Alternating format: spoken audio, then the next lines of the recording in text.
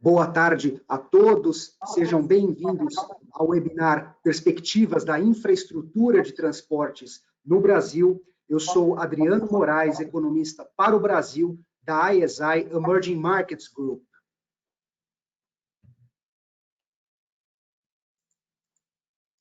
E a ISI está há mais de 25 anos fornecendo informações estratégicas através das suas duas marcas, a Seik Data, que é a nossa plataforma de dados macroeconômicos e setoriais para mais de 200 economias, e a EMES, que é a nossa base de dados de inteligência em setores, empresas e países nos mercados emergentes.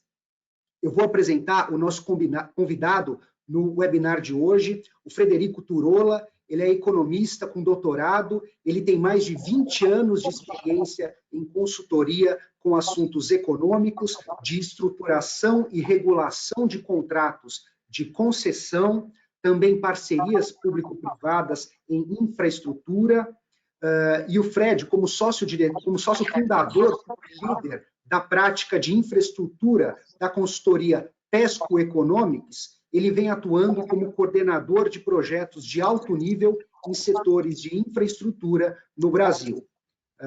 Isso para grandes empresas, associações, organizações multilaterais e governos. O Fred ele escreveu mais de 200 artigos publicados em vários países. Boa tarde, Fred. Obrigado por ter aceito o nosso convite aqui. Boa tarde, Adriano. Um prazer estar contigo. Obrigado.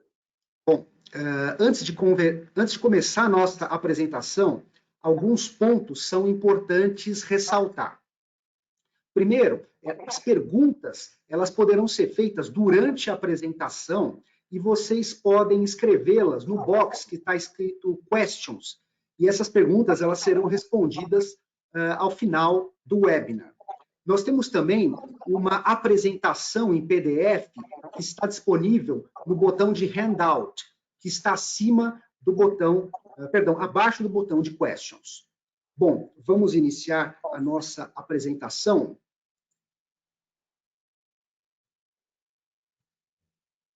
Opa, perdão. O nosso webinar ele está dividido em 4 sessões.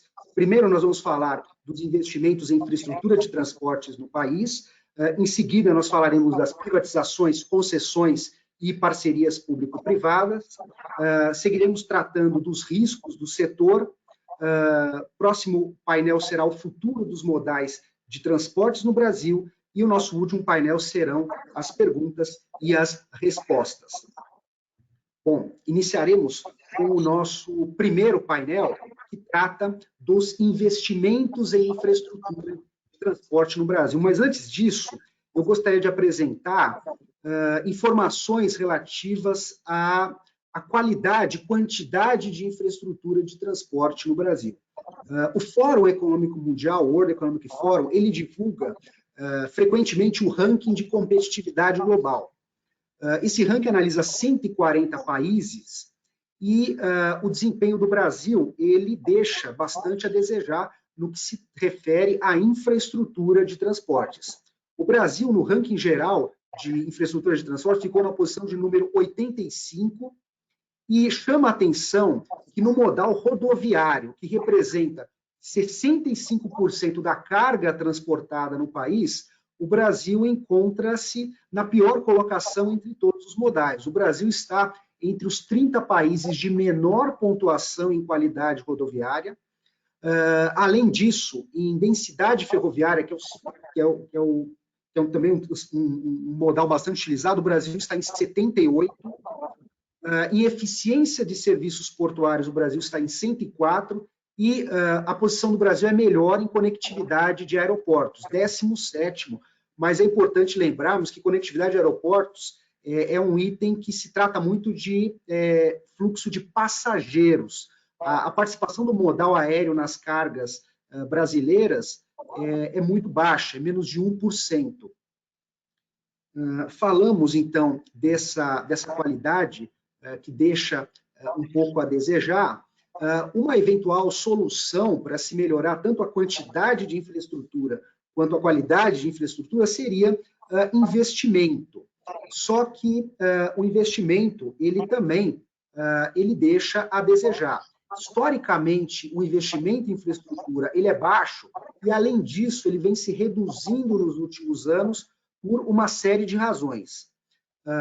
Uma das razões seria a recessão econômica que observamos em 2015 e 2016, que acabou tendo efeitos até de baixo crescimento econômico mais adiante.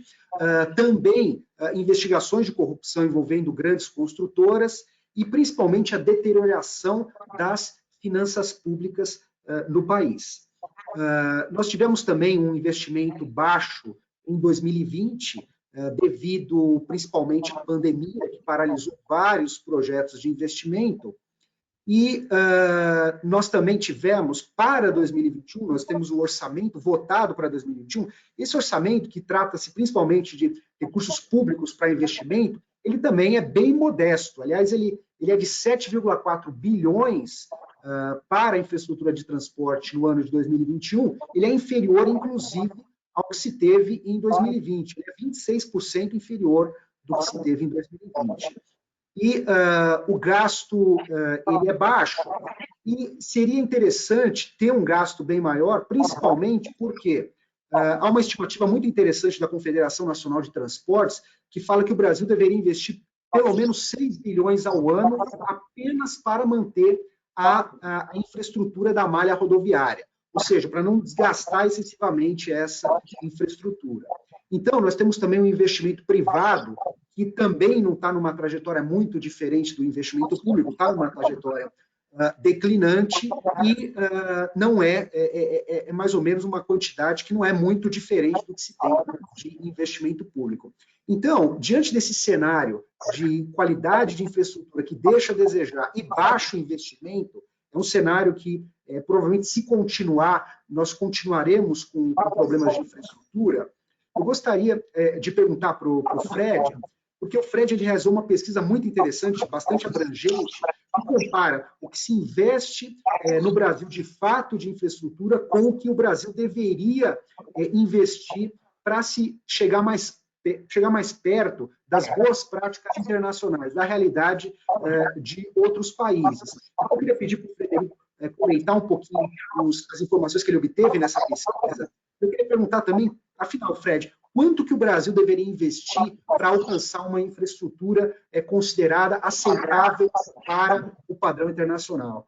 Fred, boa tarde, obrigado. Boa tarde, Adriano, um prazer estar nesse grupo seleto. Já recebi aqui alguns WhatsApps de pessoas realmente qualificadas, então a minha responsabilidade nesse painel cresceu com participantes como os que eu tenho visto aqui no privado. Uma boa notícia, Adriano, é que você mostrou um filme recente, com uma fotografia ruim, mas que vem se invertendo. Se a gente olhar para o slide que você projeta na tela agora, você vai ver, em 2019, um investimento que, somando o conjunto de transportes, e aí tem alguns itens que não estão contemplados no teu dado, vai estar em torno de 28 bilhões de reais para todos os modais de transportes, incluindo mobilidade urbana. Só que, neste ano de 2021, esse investimento já saltou para 36 bilhões. Quer dizer, o delta entre o momento de pandemia até o pré-pandemia para o ano de 2021 já é significativo. E o mais interessante é que o Brasil recuperou rapidamente da pandemia, diferentemente de um grande número de países do mundo, onde o investimento em infraestrutura caiu severamente na pandemia, como é o caso do Brasil, e vem recuperando gradualmente. Isso acontece em outros setores do Brasil, como saneamento, o próprio setor de energia elétrica, em telecomunicações, mas no Brasil a logística de carga se destacou e não apenas sustentou o investimento durante a pandemia, como trouxe uma recuperação forte na contramão do mundo. Portanto, a boa notícia que a gente tem é que o Brasil vem se destacando no panorama mundial, sob o ponto de vista de investimentos em infraestrutura no pós-pandemia. É um nível muito baixo. O que você disse corresponde à nossa percepção. o investimento atual é insuficiente para promover um salto de competitividade do país, mas o país está arrumando nessa direção. O número que você levantou e a pesquisa que você referenciou é uma pesquisa que foi feita pelo grupo, pelo projeto Infra 2038. É um projeto que reúne expoentes da infraestrutura. Quem não conhece, eu convido a conhecer no infra2038.org. E esse projeto tem como mote a ideia de levar o Brasil à 20ª colocação do ranking do World Economic Forum em 2038, por isso o nome do programa. E o Brasil hoje, nos setores de infraestrutura, no pilar de infraestrutura, não incluindo telecomunicações, ocupa a 78ª posição. O dado é de 2019, 2020, o ranking, pela primeira vez em décadas, não foi publicado por conta da pandemia. A gente espera que esse ano vá ser publicado, mas a gente tem boas evidências de que no ano passado o Brasil ganhou algumas posições.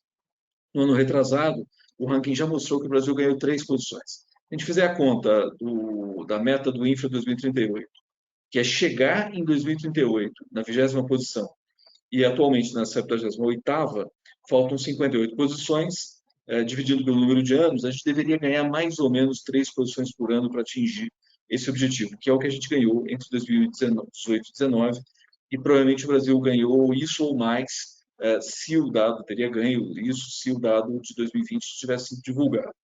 Em transporte, especificamente, a gente tem queda de investimentos em mobilidade urbana durante a pandemia, 2020, tem queda de investimentos em alguns modais, mas, de maneira geral, a logística de cargas terrestre, aquaviária e até aérea ganhou investimentos durante a pandemia. É isso que nos encoraja para uma posição melhor em termos de competitividade. Isso se refletiu, a gente vê hoje, em fretes mais baratos, em capilaridade maior de transporte, em diversificação do perfil de cargas em modais como o ferroviário, em diversificação de saídas marítimas e espalhamento da infraestrutura de terminais marítimos, aquaviários em geral e marítimos no país. Ou seja, tem algo de muito interessante acontecendo.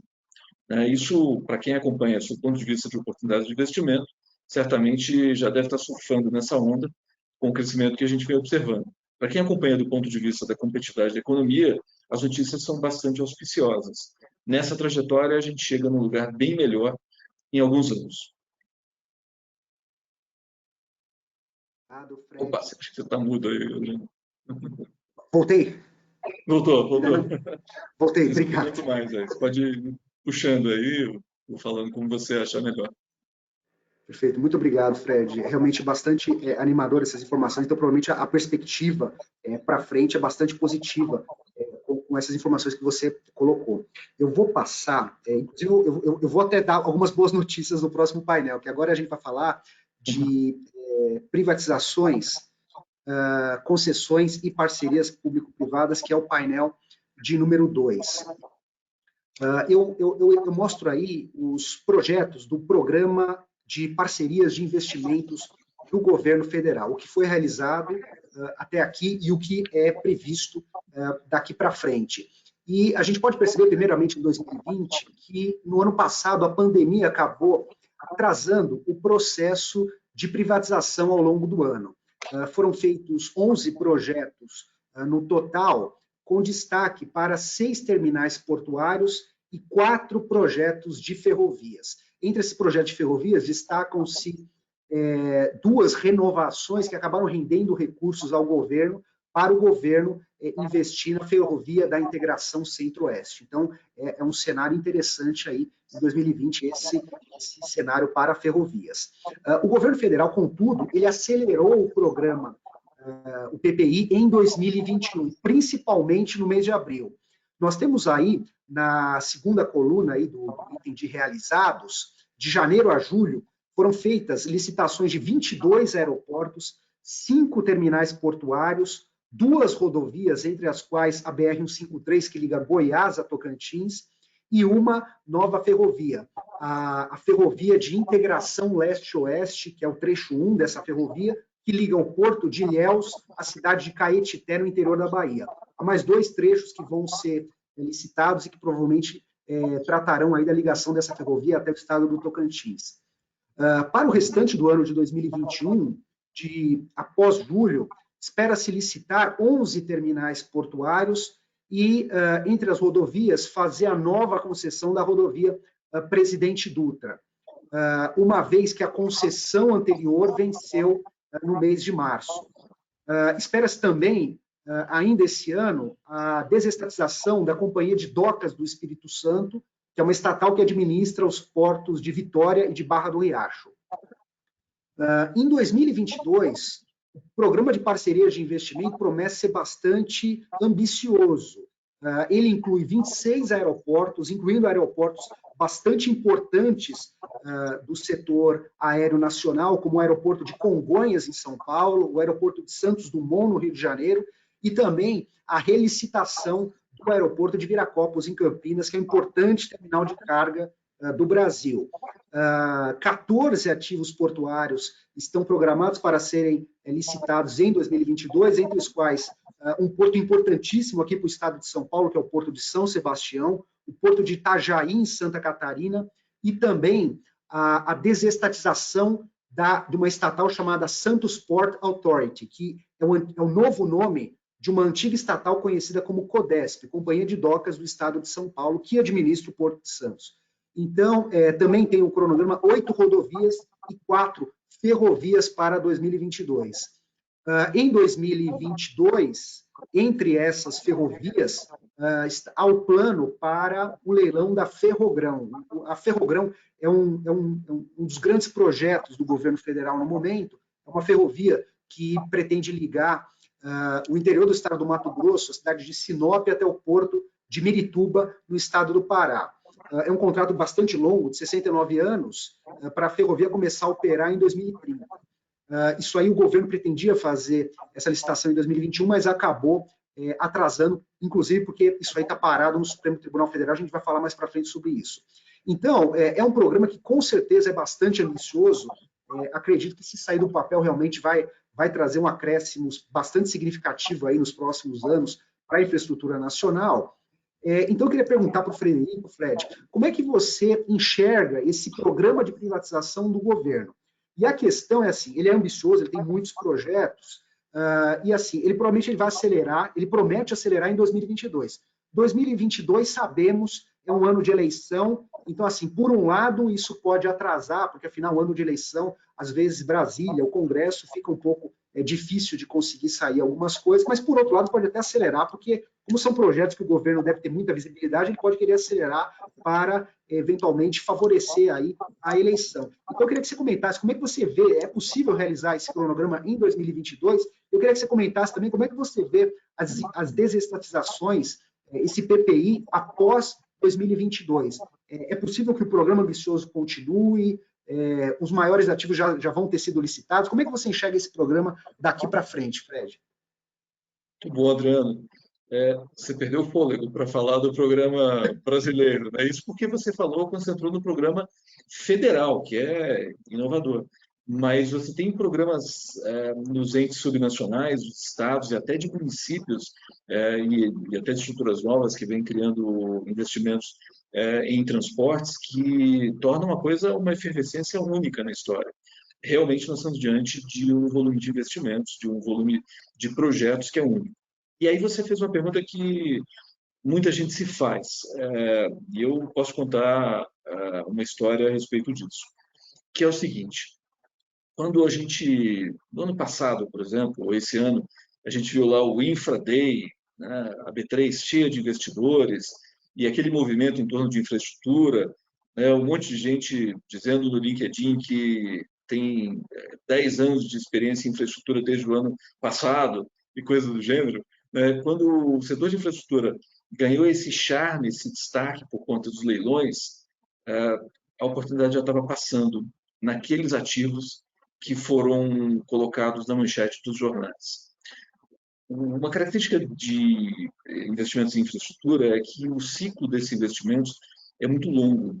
Então, eu me lembro aqui na Pesco a gente estrutura projetos, a gente tem um envolvimento em estágios iniciais do projeto. Eu lembro de uma reunião com investidores europeus e a gente falava, olha, vai vir uma enxurrada de investimentos em infraestrutura. E a resposta é: está viajando. Como assim? Não estou vendo nada. Porque você não vê enquanto os projetos estão em estudos. Enquanto você está na fase de EVTEA, de estudo de viabilidade técnica, econômica, financeira, ambiental, enquanto os projetos estão sendo preparados para serem levados à licitação. E o barulho, o buzz em torno dos projetos, acontece muito na B3, no dia do leilão, no momento do martelo, quando o ministro vai lá e quebra o martelo da B3, né, um quebrou, outro derrubou, tem várias histórias sobre aquele martelinho, é a base do martelo lá na B3, naquele momento gera manchetes, etc. Enquanto isso, as pessoas não veem o que está acontecendo. E a grande novidade que vai sustentar a oferta de infraestrutura não é o que você falou, que é a efervescência de leilões, mas sim a preparação desses processos, o que vem antes desses processos. E o que a gente pode dizer é que o nível de preparação de projetos vem crescendo em um nível muito importante, não apenas em transportes, mas em outros setores. E é isso que deixa muitos investidores e até algumas empresas com aquela sensação de perder o trem, de perder a oportunidade, porque muitas pessoas, e a grande maioria das pessoas no ambiente profissional, toma conhecimento dessas oportunidades pelo jornal, quando elas simplesmente já estão alocadas, já passaram. Obviamente, isso não é uma regra, porque tem alguns fornecedores que vão entrar num ciclo tardio do projeto, então eles podem acompanhar tranquilamente o leilão e se posicionar a partir dali. Mas há muitos ganhos em se posicionar antecipadamente nesse movimento. E é possível assegurar que a gente tem observado um movimento fantástico em todos os níveis de governo, de preparação de projetos, têm sido abertas novas formas de preparar projeto, que vem dando suporte a um crescimento, e isso vai ser levado à frente. Daí vem o ponto que você levantou, a tua pergunta em que medida o ano eleitoral é relevante para isso? Eu diria muito pouco relevante, porque o que vai acontecer no ano que vem é mais ou menos como estrela. O brilho que você vê no céu hoje aconteceu há alguns anos-luz do passado, 1, 2, 3, 4 anos, dependendo do nível de complexidade do projeto. O projeto já vem sendo preparado e vai chegar a leilão naquele ano. Então, simplesmente, o ano eleitoral pode trazer algum ruído, certamente traz, e sempre traz no ambiente político brasileiro, mas o que vai determinar, de fato, o movimento que a gente vai ver, inclusive em manchetes, claro que manchetes às vezes muito deturpadas, que a gente vê, mas o que vai determinar as manchetes que investidores vão ler de forma séria, em bons veículos, vai ser efetivamente a quantidade de projetos que vão chegar à maturidade para serem colocados em leilão no ano que vem. Você perdeu o fôlego para listar alguns deles, e a sua lista foi bastante incompleta, não poderia ser de outra forma, porque o volume de projetos em preparação tem sido bastante importante.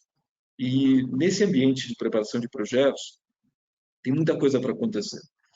Tem marcos regulatórios sendo preparados, tem uma questão muito importante que vem acontecendo em alguns modais, em outros modais de maneira um pouco menos veloz, mas que vai acontecer, que é a migração de regimes públicos para regimes privados ou regimes de autorização. A gente tem hoje regimes públicos bastante controlados em todos os setores de infraestrutura, em portos, em ferrovias, em rodovias, em mobilidade urbana, e a gente está gradualmente migrando com reformas importantes para regimes de autorização, como em portos, os TUPs, como em ferrovias. Agora a discussão das autorizações é muito interessante, que o governo federal liderou uma discussão sobre autorizações, uma discussão que vinha no Congresso. Foi só mexer nessa questão que vários estados já se posicionaram e vêm liderando programas de autorização no ambiente desses estados, e isso tornou essa ideia de autorização, que até pouco tempo atrás era só uma mera possibilidade futura, um clamor, inclusive político, que vem sendo atacado em vários ambientes. E, portanto, o que a gente está vendo é só o começo de um movimento que deve trazer uma quantidade imensa de investimentos. Mesmo os ativos colocados no regime público, como portos, estão sendo sujeitos a regimes diferentes, com maior peso e participação do setor privado. É o caso dos ativos portuários, você citou a Codesa, primeira desestatização de uma companhia docas da história recente do Brasil, e, em seguida, Santos. E em ferrovias, a mesma coisa.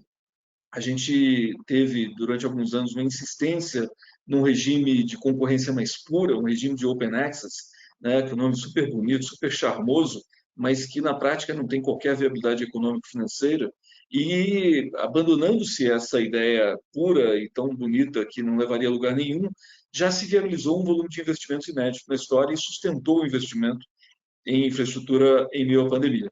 A gente teve, nesses anos recentes, uma retomada não só do investimento, mas da efervescência do setor ferroviário, aquela que a gente, uma década atrás, a gente ouvia aquela ideia, vamos acabar com o rodoviarismo, quando na prática só se licitavam mais rodovias.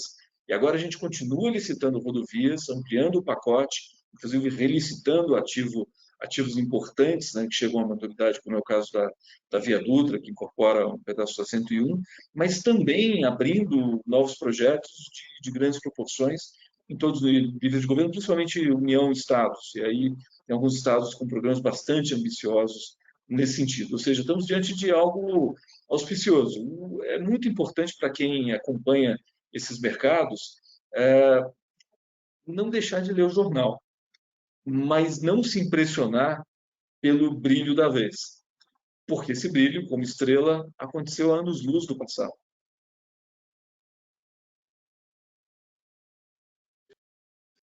Acho que você está mudo ainda, Adriano. Voltei, muito obrigado. Então, perfeito, obrigado pela sua explicação. Realmente, isso aqui é o que a gente consegue ver, mas realmente tem outro lado, que é todo o ambiente de projetos que realmente, aparentemente, está bastante aquecido e realmente o governo está se empenhando bastante em melhorar o ambiente para que se tenha projetos mais fáceis de serem realizados. Isso aí é exatamente a ponte para o próximo item, essa questão de ambiente, digamos assim, para projetos, que é os riscos do setor. Eu listei alguns riscos, justamente riscos que provavelmente atrapalham alguns projetos e até algumas obras já em execução. E, por exemplo, um dos riscos que eu coloquei foi o impacto ambiental e social, que você tem obras de infraestrutura que estão muito sujeitas a riscos ligados a impactos ambientais e sociais. Por exemplo, a gente teve um caso até recente, o da Ferrogrão, que eu falei um pouco no painel passado, que ele está parado, ele está sendo analisado pelo Supremo Tribunal Federal justamente porque o Supremo aceitou uma liminar que pedia a paralisação devido ao impacto sobre terras indígenas e unidades de conservação florestal. Nós temos riscos também de natureza jurídica, que, por exemplo, geraram até uma polêmica esse ano. Por exemplo, no leilão que teve recente de aeroportos, um dos ganhadores de um dos blocos do leilão, a Vinci Airports, ganhou o bloco norte e pagou um ágio significativo de mais de 700%, e uma decisão do Supremo Tribunal de Justiça decidiu que o aeroporto de Manaus, que é um dos principais ativos desse bloco norte, não deveria ter sido incluído nesse leilão. E o preço que foi pago continuou, pagou e não levou, digamos assim. Depois o Supremo Tribunal Federal acabou intervindo, tomou uma decisão que devolveu o aeroporto de Manaus ao bloco, e a Vinci Airports pode usufruir do ativo que recebeu. Então, isso gerou, obviamente, uma certa incerteza jurídica, e são coisas que acabam afetando. A burocracia também é algo que se percebe. O Fred falou de um projeto, o projeto de lei 261, que é o novo marco regulatório do setor ferroviário, que justamente tenta substituir o processo de concessão, a licitação por concessão, por um processo de autorização, que ele é bem mais simples, inclusive, imagino que seja até um processo mais viável para empreendimentos menores. E há incertezas econômicas que são naturais dos empreendimentos de longo prazo e arriscados como do setor infraestrutura. Então, diante dessa realidade, eu queria que o Fred comentasse um pouquinho sobre os riscos do setor, com base na experiência dele, como é que isso atrapalha os investimentos e se realmente eles estão bem menores agora, vão ficar bem menores, do que eram há tempos atrás. Como é que você enxerga essa questão dos riscos, Fred? Riscos do Brasil. Tem, Adriano? Os, os, os riscos do Brasil, os vários. Tem. Brincadeira, é o que mais tem. Certamente riscos do ambiente brasileiro não faltam, né? Mas eu acho que eu começaria pelas incertezas. E eu acho que para investimentos em infraestrutura e para que investimentos em transportes decolem, eu tomo como principal pré-requisito o se mitigar uma incerteza, que é muito mais do que um risco, que é a incerteza macroeconômica. Você colocou aí no teu slide, a tua lista é boa, não é exaustiva, mas é boa. E eu vejo o principal risco ao investimento em transportes, em infraestrutura em geral, como sendo o risco macroeconômico. A gente viu uma série de projetos naufragarem ou terem problemas seríssimos, inclusive serem levados à relicitação e retomadas, e caducidades e outros instrumentos, exatamente por conta de problemas com as projeções macroeconômicas. Num, num plano de negócios de prazo tão longo quanto são os planos de negócios em transportes, que não são de uma década, são de algumas décadas, alguns de várias décadas, a previsibilidade sobre o ambiente macroeconômico é fundamental. Ou seja, a volatilidade da economia do futuro é um elemento fundamental. E o que a gente viu uma década atrás foi um desrespeito a essa premissa macroeconômica básica de se ter, de se minimizar as incertezas. O que se fez, só lembrar, foi mudar a matriz macroeconômica, deixando de se perseguir uma política monetária responsável, uma política cambial flutuante e baseada no mercado, para se tentar conter preços, e até se chegou ao requinte de, como na década de 80, utilizar empresas estatais para controlar preços. Empresas estatais e outros mecanismos para controlar preços. Ou seja, tapa ali o descontrole da inflação, tapa aqui o descontrole do câmbio, gira do câmbio para a inflação e vai e volta.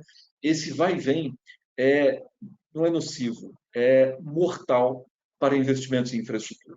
Então, esse, eu diria que é a grande incerteza do ambiente brasileiro. Você colocou as eleições do ano que vem como um ponto de atenção em relação à infraestrutura. Eu diria que as eleições do ano que vem são um ponto de atenção em relação ao ambiente macroeconômico e, portanto, do ambiente de investimentos em infraestrutura e transportes. Essa é a minha grande preocupação, porque preservar o que a gente no Brasil costuma chamar de tripé macroeconômico, né, responsabilidade fiscal, o câmbio no ambiente minimamente flutuante e uma política monetária que a gente utiliza metas de inflação, mas que tenha algum controle de inflação, é a premissa básica para que um plano de negócios possa ser levado de forma interessante por um investidor privado. Então, eu acho que aquela trajetória que você mostrou naquele gráfico tem muito a ver com o que nós fizemos no passado e agora que nós retomamos a responsabilidade macroeconômica, claro que com algum questionamento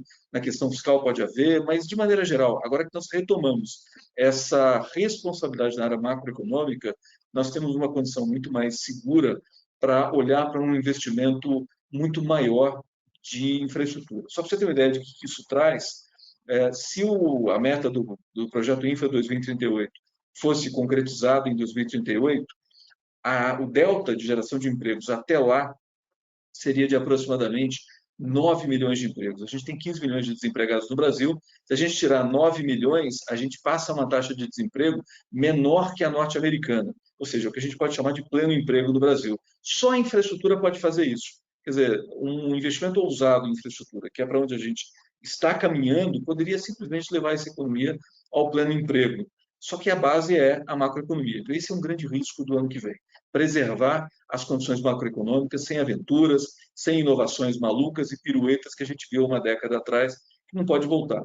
E do ponto de vista dos riscos que você levantou, tem vários riscos que são críticos para o investimento em transportes. Eu diria que um risco muito importante é o risco regulatório, que vem sendo mitigado a cada tempo que passa, mas não de forma linear. O Brasil criou um aparato regulatório importante nos anos 90 e 2000, principalmente no âmbito federal e de alguns estados. Esse aparato regulatório vem evoluindo, mas não de forma linear. Ainda falta muito para que esse aparato possa ser considerado razoável. E a gente enfrenta uma dicotomia entre decisões regulatórias discricionárias, que exigem agências bem capacitadas, técnicas, independentes, pouco capturadas, e uma maior atenção aos aspectos contratuais puros. Esse é um debate que todo mundo em infraestrutura faz cotidianamente, conhecido como regulação discricionária versus contratual, e a regulação contratual pura tem o condão de reduzir, de mitigar riscos regulatórios, por outro lado, tira um pouco da flexibilidade, do poder de atuação mais circunstancial sobre os setores regulados. Eu acho que o risco regulatório é uma agenda fundamental, influencia diretamente no nível do custo de capital dos empreendimentos e, portanto, no nível de tarifas, no nível de arrecadação fiscal, no nível de eficiência dos projetos, no nível de qualidade que a gente vai ter na infraestrutura brasileira. Tem questões chave no Brasil para serem endereçadas no ambiente federativo. Essa é uma especificidade brasileira que não é de muitos países do mundo. A conexão entre os níveis de governo causa muitos ruídos na infraestrutura. Isso vira até risco tributário, porque a tributação é cruzada e tem tributações diferentes a cada nível de governo, e isso acaba virando risco e, às vezes, incerteza em alguns projetos. Tem questões de interlocução entre os diferentes entes da federação, e, claro, isso tem avançado muito, inclusive com iniciativas de consorciamento, de promoção de regionalização, de integração territorial e várias coisas do tipo. Eu mesmo participei de uma iniciativa no Ministério da Economia chamada Projeto Intergov, que olhou justamente para os arranjos cooperativos intergovernamentais do Brasil. Acho que são os grandes riscos que o setor de infraestrutura enfrenta no país. E a gente tem aí outras questões de risco, por exemplo, os riscos da área ambiental. Esses acho que valeriam uma conversa bem mais longa do que a gente está tendo agora, são aspectos complexos, inclusive do ponto de vista da alocação desses riscos, mas eu acho que para fechar a discussão de riscos, eu diria que tem uma agenda que é muito importante, que é a agenda de encontrar, de desenvolver os espaços de envolvimento do setor privado na assunção de riscos de projetos de transportes, de infraestrutura em geral. Essa agenda já foi inicialmente encaminhada com a nova lei de licitações federal, nacional, que introduziu um novo limite para o seguro-garantia, de 30%. Isso tende a promover no mercado segurador uma mudança que pode introduzir uma maior capacidade dos agentes desse mercado em absorver riscos do setor privado e dar mais segurança, inclusive permitir a evolução em direção a estruturas mais puras de project finance, que no Brasil estão muito, mas muito distantes, além de atores financeiros que podem fornecer seguros contra riscos, hedge e assim por diante. Então, acho que tem uma agenda muito importante que o Brasil vem cumprindo, que também está associada à agenda de melhorar as condições de financiamento dos projetos no país. Mas acho que eu falei demais, Adriano. Fred, muito obrigado. Você está realmente, os números... voltou? Voltou. Tá ótimo, os números são bastante impressionantes, o impacto que tem realmente as melhorias do setor de infraestrutura, realmente 9 milhões de empregos é bastante coisa para o nosso país. Muito obrigado, nós vamos passar agora para a quarta parte do nosso webinar, que é o futuro dos modais de transportes. Nós vamos tratar alguns com mais detalhes. Eu listei alguns pontos que devem determinar o futuro do setor de transportes. Dois, eu acho que são os mais polêmicos. Eu vou começar falando de ferrovias, exatamente em cima do novo marco regulatório, que foi o que o Fred começou falando, que é o PL 261 de 2018, que traz aí o novo regime de autorizações e, eventualmente, ele também traz outras questões, como uma autorregulação do setor ferroviário e várias outras questões. É interessante nesse marco regulatório que ele, de certa forma, ele reduz a necessidade de investimentos públicos. Ele deixa uma grande parte dos projetos no setor privado, sob a responsabilidade do setor privado, e o investimento público acaba sendo minimizado. Isso acaba trazendo uma possibilidade bastante grande aí de se depender menos de recursos públicos. Então, eu queria primeiro perguntar ao Frederico para ele falar um pouquinho desse potencial dessa MP. Já falou bastante coisa a respeito mais agregado, mas como é que você enxerga aí as perspectivas de expansão da malha e de maior integração entre modais em cima dessa nova realidade que se projeta para o setor ferroviário? Bom, Adriano, aí está uma agenda realmente intrinsecamente ligada à competitividade do país, porque a matriz de produção brasileira é pesada, né? O valor adicionado é baixo e muito do que a gente exporta tem peso alto, né? São commodities que exigem uma infraestrutura de escoamento que hoje prejudica a competitividade. É claro que todo mundo desse setor sabe que a gente é tão competitivo que a precariedade da logística em várias áreas produtoras importantes acaba não matando o nosso share no mercado internacional. A gente consegue ter o maior share do mercado internacional de soja, mesmo produzindo em locais cujo acesso terrestre até a saída marítima é longa e pouco servida de infraestrutura, e depois ainda tem um longo caminho marítimo a percorrer. Quer dizer, a gente deixa na logística muito do ganho que a gente tem dentro da porteira, dentro da mina. E o ataque a essa questão não é novo. A gente tem observado muitos governos dando prioridade ao assunto, né, mas sem efetividade. E agora, finalmente, há alguns anos, a gente observou ações mais efetivas, né, em todos os níveis.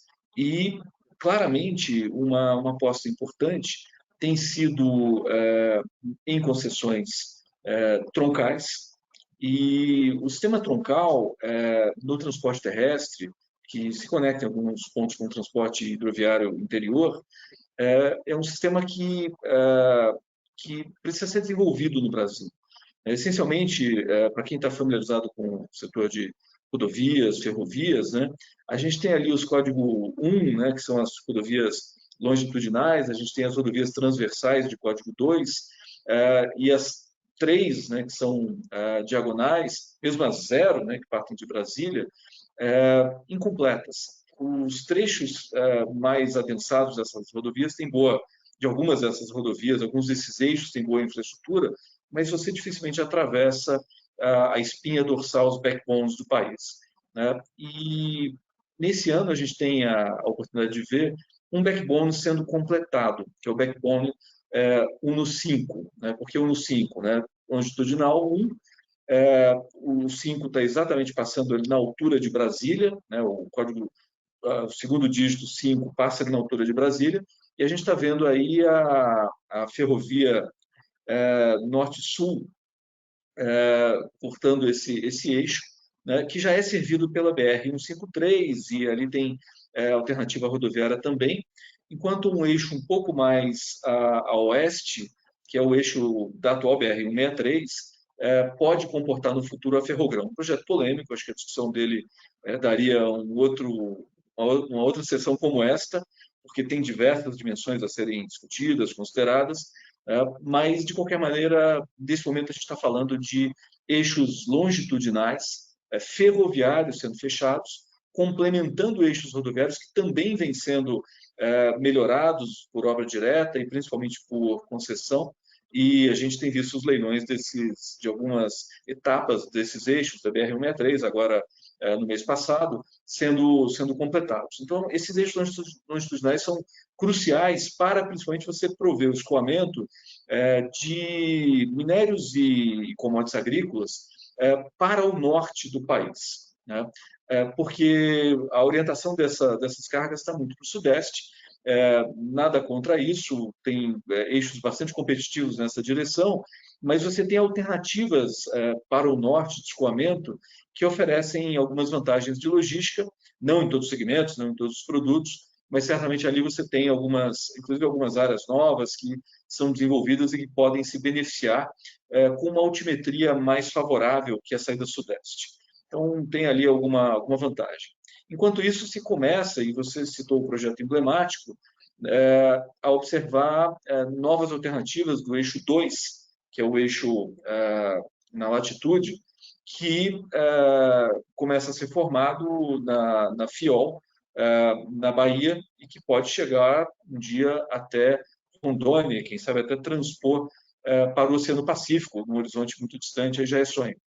Existem outros eixos, 2 no sul, no sudeste, mas ali a gente está numa área nova, numa logística nova, que é promissora e que ainda leva alguns anos para ser completada.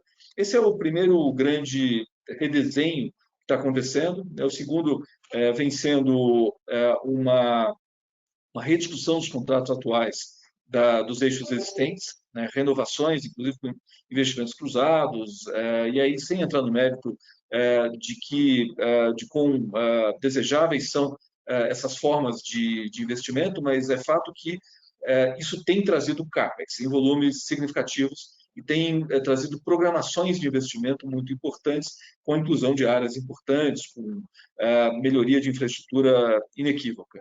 E o terceiro eixo desse desenvolvimento é justamente a saída do regime público e o regime privado, que nós já falamos, que é o mote do PLS 261, mas que já vem, inclusive, impulsionando iniciativas estaduais, que já vem causando um movimento de outros entes para buscar essa alternativa para desenvolver o seu modal ferroviário. Quer dizer, isso é realmente auspicioso, a gente não tinha visto antes, e esse setor é um dos que lideram essa sustentação do investimento em cargas durante a pandemia, que evitou uma queda maior do investimento global em infraestrutura no Brasil, né, diferentemente do mundo, a contramão do mundo, e que é um dos setores que retomam mais rapidamente. Agora, no pós-pandemia, esse ano, já tem um horizonte de investimentos bem importante. Né? A gente tinha um investimento em transportes de 0,39% do PIB antes da pandemia. Durante a pandemia, ele não caiu para 0,39%, ou seja, sustentou em porcentagem do PIB, o PIB caiu, então o montante em reais caiu de alguma coisa como 30 e... na verdade, ele subiu de 28 para 36 em valores nominais, bilhões de reais, né? E esse ano a gente já está vendo uma recuperação desse investimento bastante forte e realmente na contramão do mundo. Então, esse é o meu comentário sobre ferrovias. Não sei se você quer, Adriano, que eu já passo para algum outro modal aí. Vou focar só em mais um, Fred, depois a gente já vai passar para as perguntas e respostas. Eu vou pegar um segundo, que é um pouco mais polêmico, que na verdade, eu quero falar um pouco sobre o nosso conhecido novo normal, com a pandemia. A gente teve aí essa nova realidade que está aparecendo aí com essa pandemia, que é principalmente um crescimento muito forte do home office, né? As pessoas provavelmente têm muito escritório que não vai voltar como era antes. Eu imagino também que, por exemplo, reuniões de negócio vão ser muito mais raras do que eram antes da pandemia. Provavelmente isso vai ter um efeito no setor aéreo e no setor de transporte urbano. Então, eu queria que você me comentasse um pouco como é que você enxerga esse impacto do novo normal, eventualmente, sobre o setor aéreo e transporte urbano. Por exemplo, no setor aéreo, é sabido que geralmente as passagens mais caras são voltadas ao público mais corporativo. Então, provavelmente, o setor aéreo vai ser bastante impactado. E transporte urbano teve uma queda de receita muito forte. Eu imagino que talvez a receita não recupere como era antes, devido a essa redução dos deslocamentos aí que devem ocorrer. Então, eu queria que você me falasse um pouco como é que você enxerga o futuro desses setores nesse novo normal, se você acha que vai impactar, se não vai impactar. Como é que você acha que deve ocorrer o futuro para esses dois setores, Fred? Legal. Tem o óbvio, né, que é realmente redução de viagens, redução de deslocamentos. Isso pouca gente questiona e ninguém faz ideia da magnitude desse impacto. Então, de fato, o que se chama de novo normal está ainda para ser dimensionado em termos do seu impacto. Mas tem os efeitos menos óbvios que muita gente já vem observando, né, que a gente vem tentando estimar também, na medida do que os dados permitem ou de que alguma extrapolação qualitativa permite. Aqui na Pesca a gente tem trabalhado um pouco com isso, mas um elemento que me parece importante é uma otimização do CAPEX Isso não está muito colocado no debate público, mas é uma otimização do CAPEX pela racionalização das viagens. A gente viveu um mundo em que todo mundo que viajava a lazer saía na sexta-feira à noite e voltava no domingo à noite para sua casa. A volta do feriado do Dia das Mães era um inferno, principalmente na Fernão Dias. Todos os mineiros visitam a mãe no feriado do Dia das Mães, então a Fernão Dias ficava um inferno, um congestionamento gigantesco no retorno no domingo. Com a possibilidade do trabalho remoto, esses deslocamentos passam a ser mais planejados, mais bem equacionados. Então, na quinta-feira, na outra quinta-feira, eu vou me deslocar para uma outra cidade, porque eu tenho uma reunião virtual na sexta-feira, mas eu vou me deslocar na quinta à noite e não na sexta à noite, porque eu vou trabalhar na sexta-feira à distância. E isso causa uma suavização dos picos que foram característica do transporte. A gente sabe que um dos grandes desafios do CAPEX em transportes é planejar pico, porque é o pico que determina o volume de CAPEX necessário para um bom atendimento. E em mobilidade urbana, a gente sabe, o pico é quase sempre um momento de baixa qualidade de serviço. Podendo mover esse pico dentro dos horários disponíveis no dia, na luz do dia, quem sabe até à noite, com uma melhor infraestrutura de iluminação pública que já está se tornando realidade com o LED nas cidades brasileiras. E podendo mover esse pico ao longo de dias da semana, do mês, no transporte aéreo, na longa distância, até no transporte rodoviário, a gente passa a ter uma utilização mais racional da infraestrutura e suaviza o pico. Então, esse é um dos efeitos, acho que tem outros, mas só para citar um exemplo de como é que esse, você chamou de novo normal, tem também impactos que vêm sendo pouco considerados na avaliação do que a gente tem pela frente.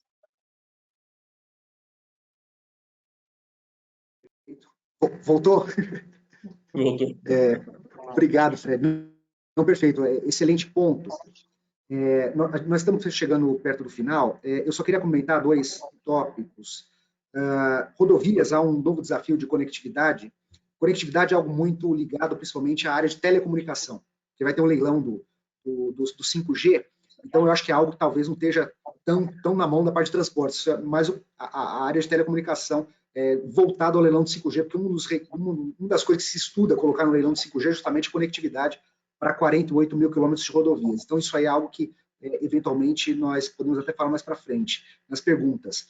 A Aquaviário teve a nova BR do Mar, que é algo que trabalha com a questão da cabotagem, que realmente aumentar o número de players no mercado de cabotagem nacional e fazer com que você tenha aí empresas que consigam trabalhar com navios alugados de outros países, não precisa ficar só com um navio próprio, porque a realidade do Brasil há um grande uso de navios próprios, requer-se que as empresas que trabalham com cabotagem utilizem navios próprios, e com essa BR, a ideia é que as empresas possam alugar navios de outros países. Então, são desafios também que são presentes aí, algo que se vislumbra para o futuro do setor de transporte. Eu queria, antes, passar, a gente está com o tempo curto, eu queria passar para uma primeira pergunta que vem do público, que é o nosso próximo painel. Deixa eu vir aqui.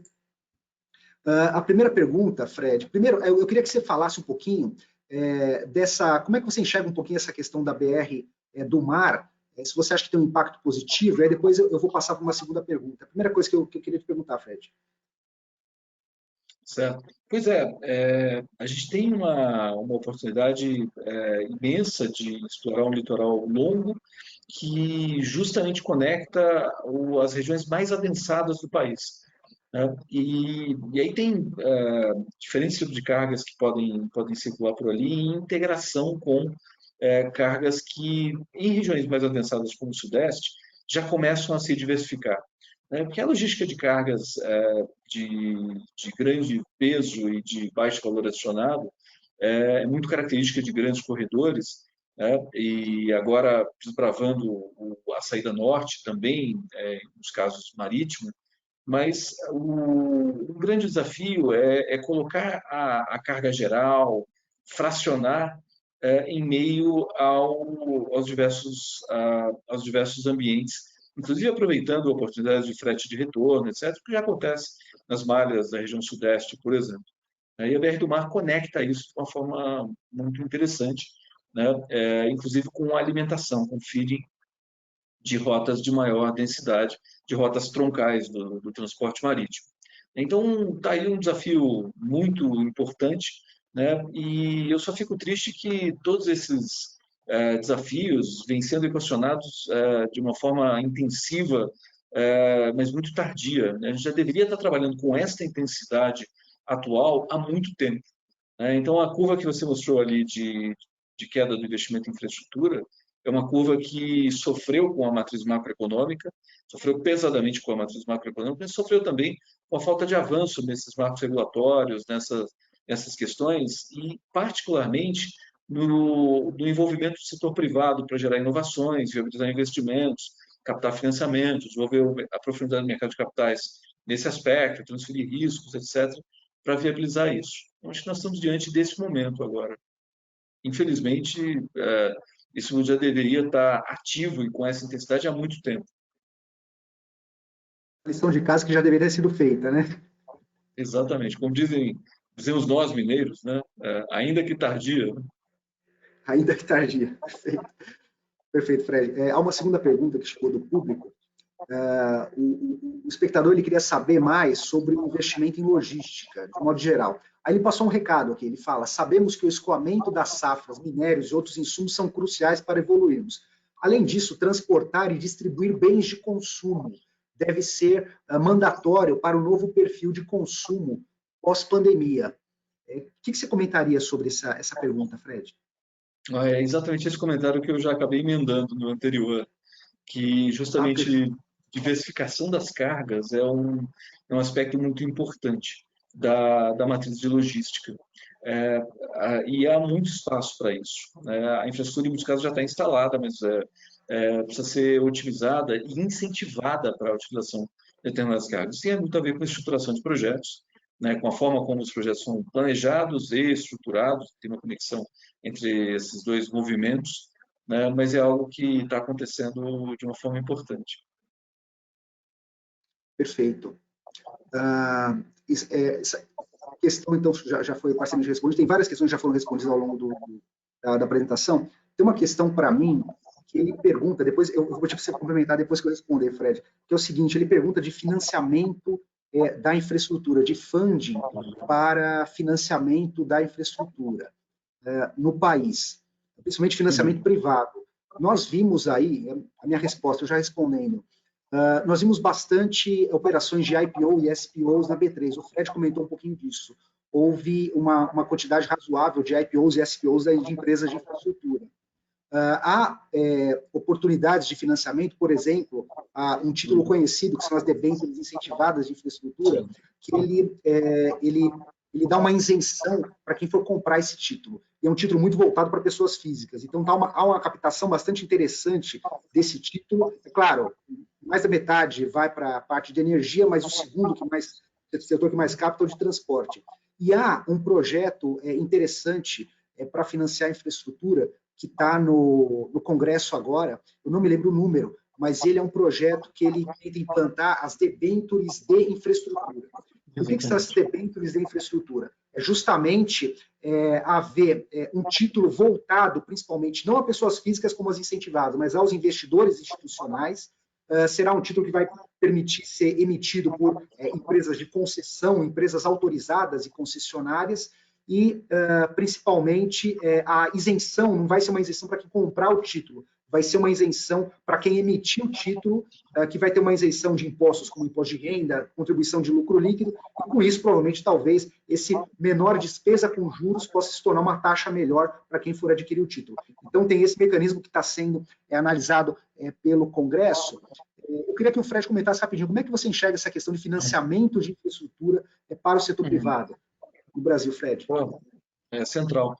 O mercado de capitais, na verdade, o mercado de financiamentos da infraestrutura, eu diria que pode ser considerado meio spoiled child, que foi jogado à sua própria sorte já na maturidade. E esse momento é o momento justamente de aprender a viver em condições hostis. E que condições hostis são essas? Financiar projetos com alto risco regulatório, financiar projetos, muitas vezes, greenfield, de ferrovias, ou financiar projetos com questões ambientais importantes, com riscos de várias naturezas, e ainda com uma espada de Damocles sobre a cabeça, que é a possibilidade de mudança do regime macroeconômico. Hoje, a gente não fala disso, mas acho que é um debate sério para ser colocado no ano que vem nas eleições presidenciais. Se isso estiver em questão, a gente está em outro ambiente muito pior.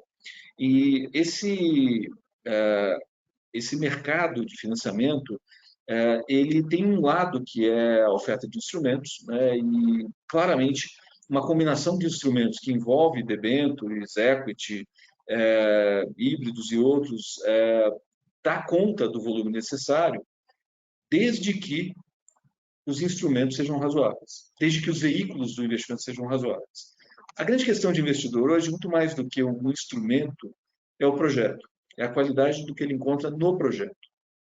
Um projeto bem estruturado, com alocação clara de riscos, com transferência de riscos, onde possível, ao setor privado, às seguradoras, com um bom perfil de licitação transparente, que é o que, inclusive, não se privilegiou há algum tempo atrás e que agora vem sendo a tônica dos novos investimentos, ele vai encontrar bom financiamento. E esse financiamento vai vir de diferentes formas. Já começa pelo ponte e vai em direção aos instrumentos de mais longo prazo que podem ser colocados ali. Então, um problema de ovo e galinha que a gente enxerga no mercado de financiamento de infraestrutura é que bons instrumentos demandam bons projetos atraem melhor financiamento, ou seja, tem que haver uma evolução concomitante disso. E a gente está vendo isso. Essa evolução está acontecendo no mercado de capitais e no mercado de infraestrutura, e isso vem casando, e claro, é sempre muito importante inovar no sentido de promover esses catalisadores desse casamento entre bolsos e projetos, entre apetites para risco e ofertas de perfis de risco que o mercado oferece.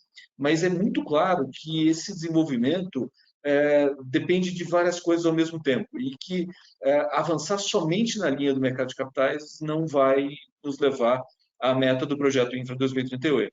Avançar somente nos projetos sem inovar no financiamento ou mantendo o perfil de financiamento estatal também não vai levar a lugar nenhum. E é muito claro também que a gente está diante de uma mudança de perfil de investimento público, cuja capacidade está absolutamente esgotada e não há qualquer esperança de que retorne no horizonte previsível de tempo. Seria muito sonho falar em investimento público no Brasil como motor do investimento em infraestrutura, e que o investimento privado está assumindo um papel fundamental. Só que, nesse ambiente, é preciso aproveitar inteligentemente o investimento público. Isso o Brasil tem um desafio muito grande pela frente. Pequenos montantes de investimento público podem ser usados para alavancar custo de capital, dar segurança, oferecer garantias, oferecer segurança para projetos, ou seja, é preciso fazer o dinheiro público render. E na posição de dinheiro público, é possível que a gente consiga fazer com que isso seja muito importante. Por outro lado, a gente vê manchetes maliciosas, eu fico triste até de ver aquela manchete maliciosa que a gente viu um tempo atrás, que era investimento em infraestrutura no Brasil mais baixo de décadas e é X% abaixo, quando se fala só do investimento público. A realidade não é mais essa. O investimento brasileiro em infraestrutura não sairá do setor público.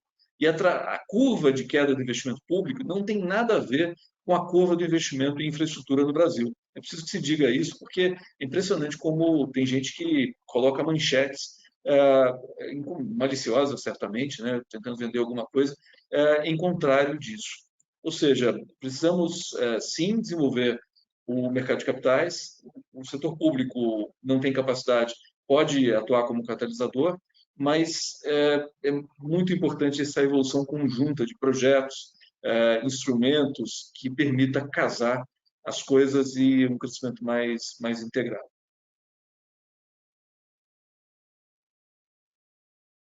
seja, um investimento público que realmente seja extremamente necessário, bem realizado, com alto impacto, algo realmente muito bem escolhido para ser feito, dado a escassez de recurso do setor público brasileiro.